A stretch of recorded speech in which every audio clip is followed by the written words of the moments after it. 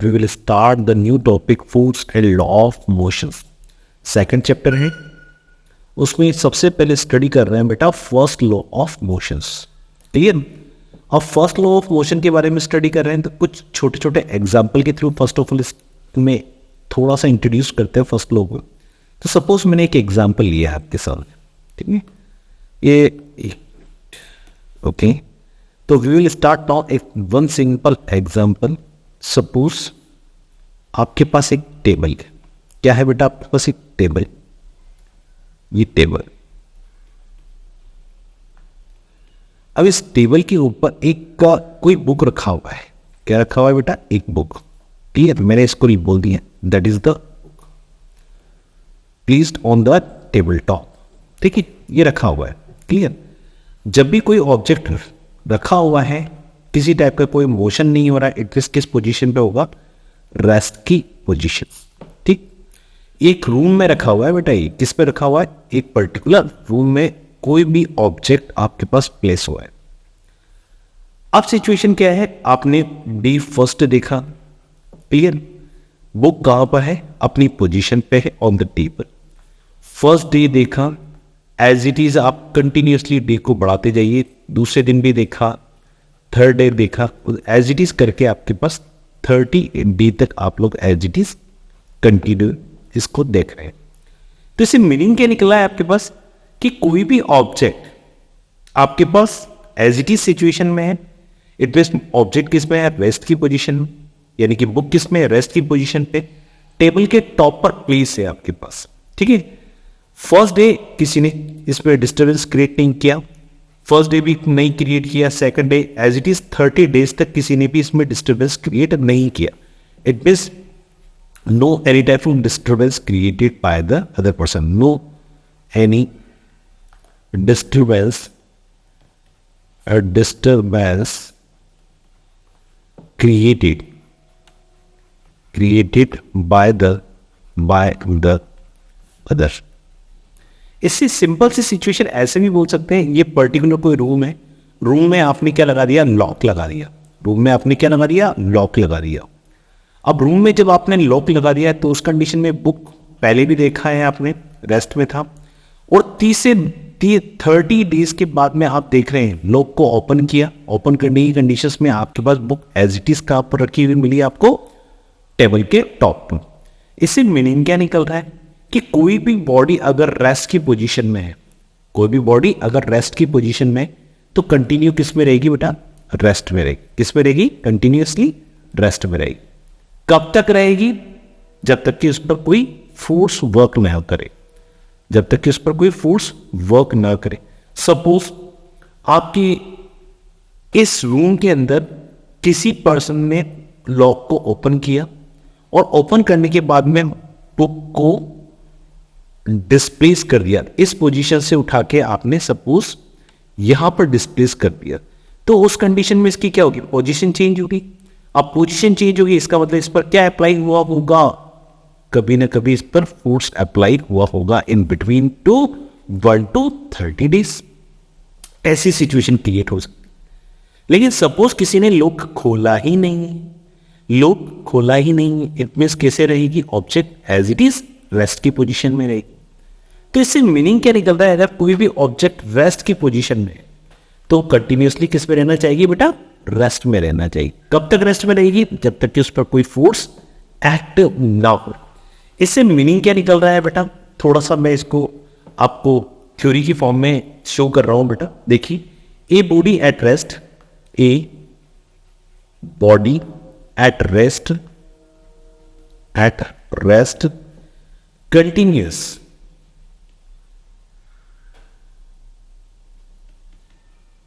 continuous to remain at rest, to remain at rest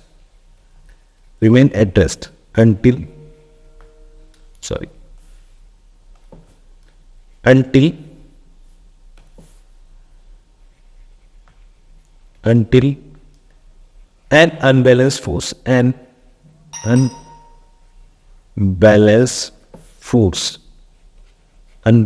force is applied on the body, on the body. Three, two hands, two. It means कोई भी body अगर किस में है, rest में, तो continuously किस में रहना चाहेगी बेटा, रेस्ट में. कब तक रहेगी, जब तक इस पर कोई फोर्स अप्लाई न. सपोज मैंने यहां पर आपके पास एग्जांपल लिया था बेटा टेबल का, ठीक है, आपने टेबल लिख दिया, आप चाहे तो इसके साथ बुक भी लिख दीजिए, बुक. आप सोफा सेट भी लिख सकते हैं, आपके घर के अंदर रखा हुआ है तो sofa set. All are the example of rest positions. Clear, ये simple situation. It means table, book और सोफा सेट अगर कोई एक्सटर्नल फोर्स अप्लाई ना हो तो उस कंडीशन में हमेशा किस पे रहेंगे, रेस्ट की पोजीशन. तो first law of motion, first condition क्या शो कर रहा है, अगर कोई ऑब्जेक्ट, सपोज इसको मैंने कंडीशन बोला है, ठीक है, तो फर्स्ट कंडीशन क्या है, अगर कोई ऑब्जेक्ट किस में है, रेस्ट में, तो कंटिन्यूसली किस पे रहेगी बेटा, रेस्ट में. कब तक रहेगी, जब तक कि कोई उस पर फोर्स एक्ट न हो. That is the first condition.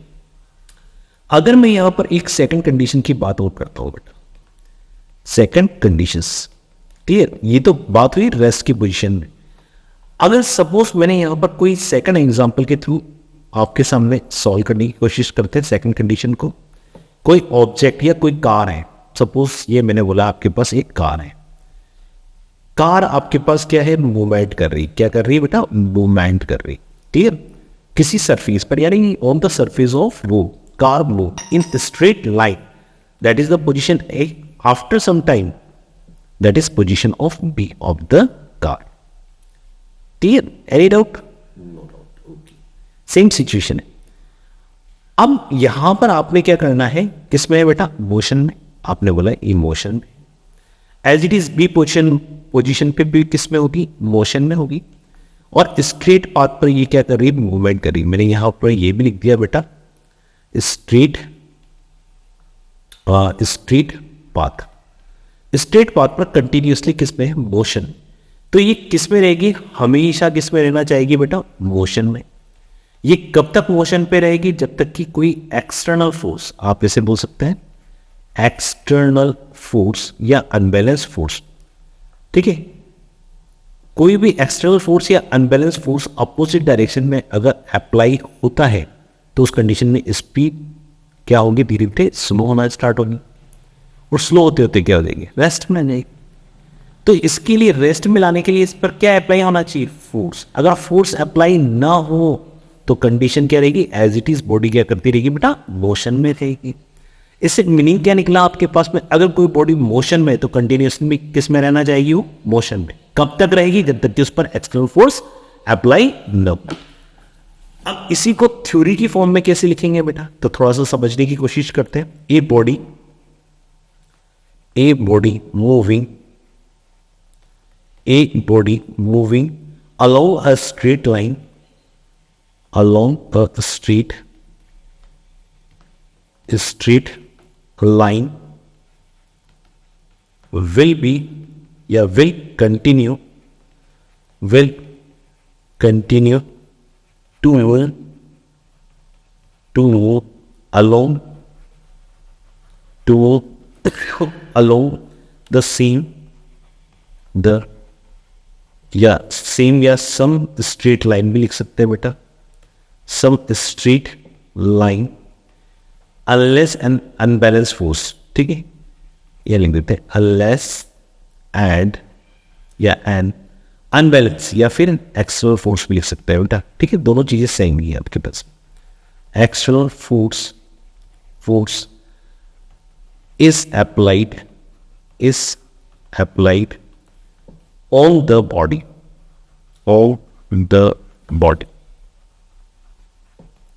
to change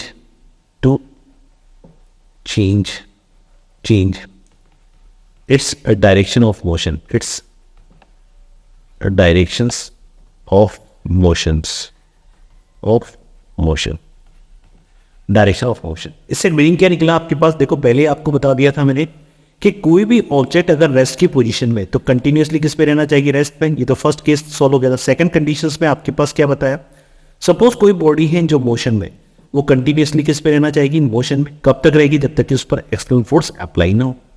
suppose external force apply ही ना हो तो कंटिन्यूअसली किस में रहेगी, रेस्ट मोशन में रहेगी। क्लियर।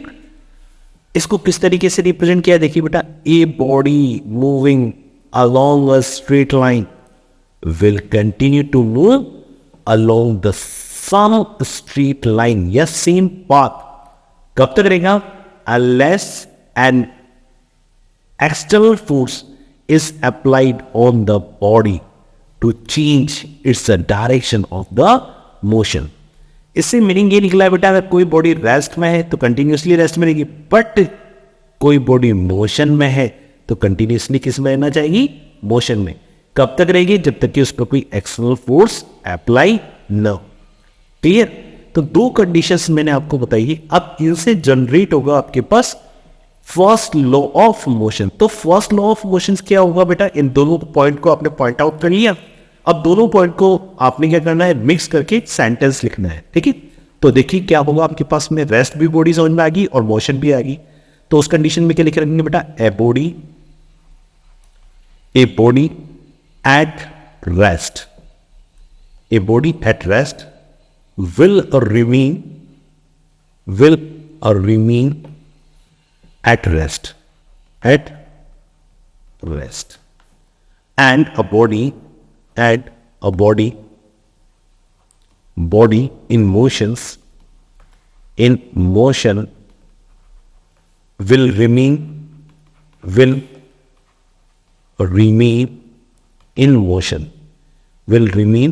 in मोशन या यूनिफॉर्मली मोशन, जो भी आप लिखना चाहें, in motions unless an unbalanced force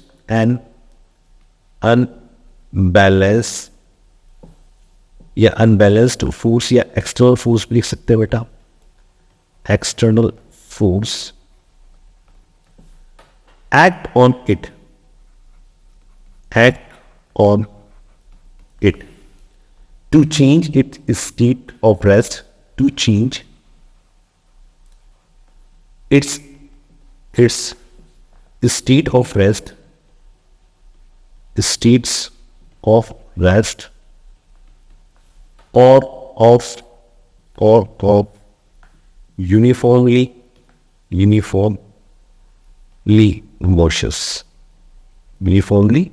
motions.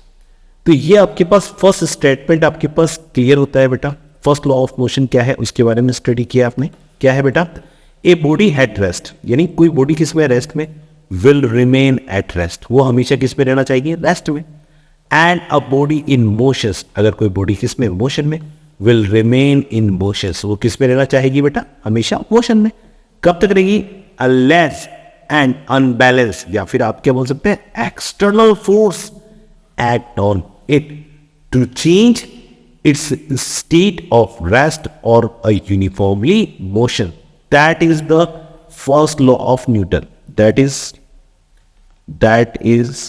first law of motions. ठीक है, मैंने ये लिख दिया first law of motion. ये आपके पास किसको रिप्रेजेंट करेगा, फर्स्ट लॉ ऑफ मोशन को रिप्रेजेंट करेगा।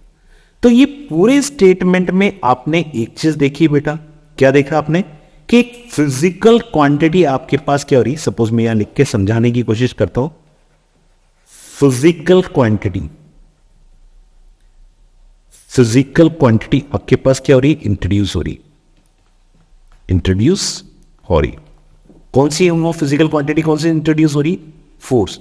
इसका मतलब फोर्स एक ऐसी फिजिकल क्वांटिटी है जो किसी भी रेस्ट ऑब्जेक्ट को किस में कन्वर्ट कर सकता है, मोशन में कन्वर्ट कर सकता है।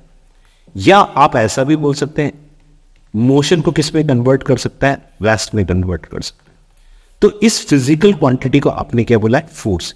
मीनिंग वापस से समझिए, फिजिकल क्वांटिटी इंट्रोड्यूस होती है बेटा इस फर्स्ट लॉ ऑफ मोशन के थ्रू। उस फिजिकल क्वांटिटी का नाम क्या है, फोर्स। इट मींस फोर्स एक ऐसी फिजिकल क्वांटिटी है जिससे रेस्ट ऑब्जेक्ट मोशन में आ सकता है या मोशन ऑब्जेक्ट किस में आ सकता है, रेस्ट में। जब दोनों आपस में चेंज हो सकते हैं, यानी कि rest convert into the motion and motion convert into the rest, so we can say that आपके पास यहां पर कौन सी डेफिनेशंस डेवलप हो रही है बेटा, डेफिनेशन ऑफ फोर्स। तो इससे मीनिंग क्या निकल रहा है बेटा, देखिए द लो, दिस लो, थोड़ा सा इसको समझते हैं, ठीक है। अब क्या डिफाइन होगा आपके पास में, फोर्स, क्योंकि फर्स्ट लो के अंदर आपके फिजिकल क्वांटिटी आपने बोला है फोर्स, तो इस फिजिकल क्वांटिटी फोर्स के बारे में स्टडी कर रहे हैं। तो देखिए बेटा, this low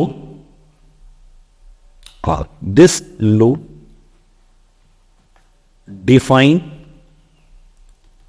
this law defines the force and state that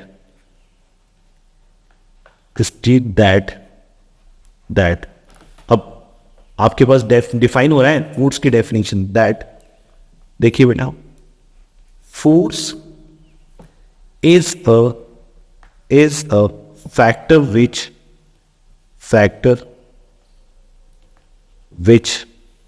can change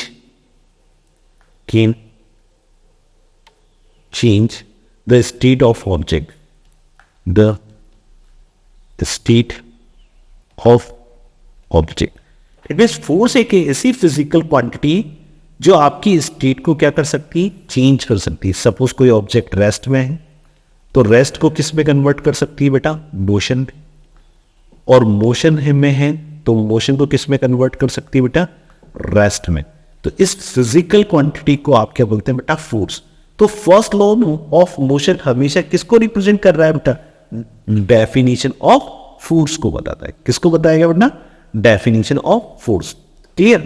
तो आप ऐसा बोल सकते हैं कि जो फर्स्ट लॉ ऑफ मोशन है उससे हमेशा डेवलपमेंट किसका हो रहा है, डेफिनेशन किसकी डेवलप हो रही है बेटा आपके पास में, डेफिनेशन किसकी डेवलप हो रही है बेटा आपके पास में, फोर्स की। तो फर्स्ट लॉ ऑफ मोशंस हमेशा किसकी डेफिनेशन देता है बेटा, फोर्स की। थोड़ा ध्यान दीजिएगा, इसी से क्वेश्चन पूछा जाता है कि फर्स्ट लॉ ऑफ मोशन या फोर्स की डेफिनेशन कौन देता है बेटा, फर्स्ट लॉ ऑफ मोशन या सेकंड लॉ ऑफ मोशन। तो आपको यहां पर क्लियर होगा कि फर्स्ट लॉ ऑफ मोशन आपको कौन शो करेगा बेटा, सॉरी, डेफिनेशन ऑफ फोर्स कौन शो करेगा, आपकी first law of motion. Clear बेटा। या अब थोड़ा सा ध्यान दीजिएगा बेटा, जो फर्स्ट लॉ ऑफ मोशंस होता है या फर्स्ट लॉ ऑफ मोशन है उसे आप क्या बोलते हैं, गैलीलियो लॉ ऑफ इनर्शिया के नाम से भी जानते हैं। क्या नाम से जानते हैं बेटा, Galileo law of inertia, law of inertia के नाम से भी जानते हैं बेटा, गैलीलियो लॉ ऑफ इनर्शिया। तो फर्स्ट लॉ ऑफ मोशन को आप क्या बोलते हैं बेटा, गैलीलियो लॉ ऑफ इनर्शिया के नाम से भी आते हैं। क्लियर। अब गैलीलियो लॉ ऑफ इनर्शिया होता क्या है, इसको आप नेक्स्ट वीडियो के अंदर स्टडी करें। क्लियर बेटा। तो नेक्स्ट टॉपिक के लिए आप प्रिपेयर्ड रहें बेटा, Galileo law of inertia. Clear बेटा। ओके।